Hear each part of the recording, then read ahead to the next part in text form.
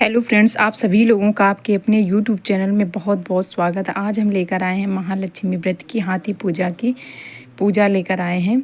बहुत ही आसान और सरल तरीके से, बहुत ही सरल तरीके से, बहुत ही आसान तरीके से छोटी सी पूजा लेकर आए हैं।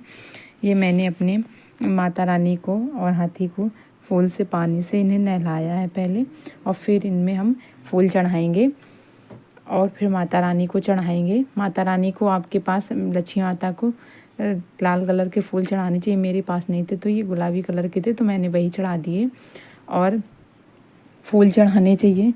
फिर ये अपने ठाकुर जी को उसके बाद कलश में भी फूल चढ़ाएंगे, कलश में भी चढ़ाएंगे। और इसी तरीके से मेरी बहुत ही आसान, बहुत ही सरल तरीके से छोटी सी पूजा मैंने की थी।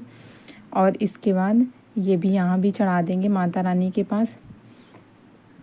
फिर उसके बाद अब हम टीका लगाएंगे माता रानी को, माता रानी को टीका लगाएंगे और कलश में भी लगाएंगे। और ये सिंगार में, सिंगार चढ़ाया था ना माता रानी को, तो इसमें भी आप लगाना चाहिए।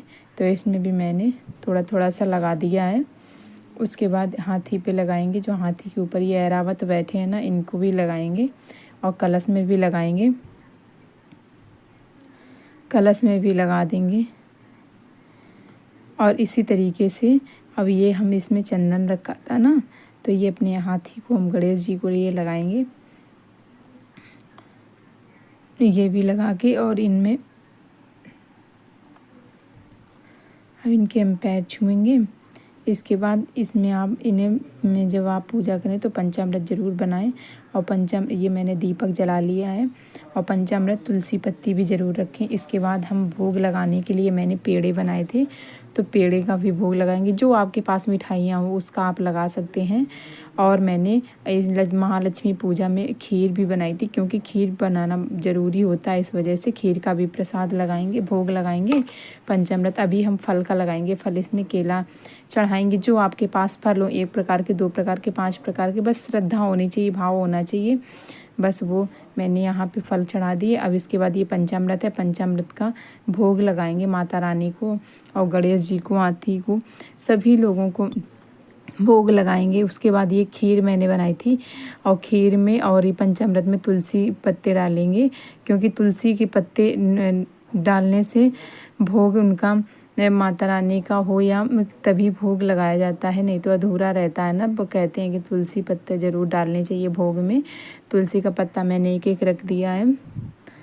इसी तरीके से मैंने, और जो मैंने ये 16 गांठियों वाला धागा बनाया था ना, ये भी मैंने चढ़ा दिया। और ये जो अपने दाहिने हाथ में बांधना है ना, इसको भी चढ़ाएंगे। फिर पूजा के बाद इसको हम ले लेंगे, फिर अपने हाथ में बांधेंगे। और ये मैंने गुना बनाया था 16 गांठियों वाला, गुना भी मैंने चढ़ा दिया। इसके बाद जो मैंने 16 पुआ बनाए थे छोटे छोटे, वो भी मैंने चढ़ा दिए।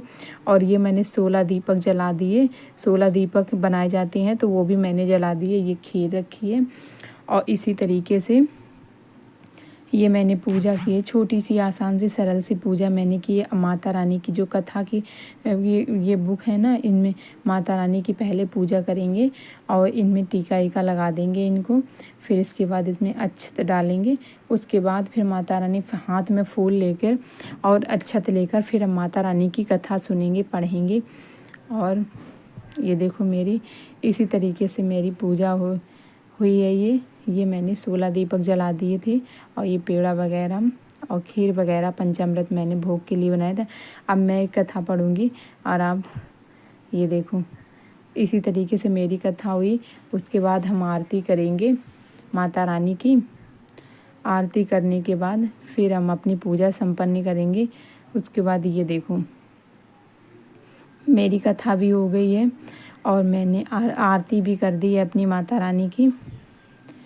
और जो आरती वाला वीडियो था ना, वो मेरा पता नहीं, मैंने लिया तो था, पता नहीं इसकी हो गया है वो आरती वाला वीडियो।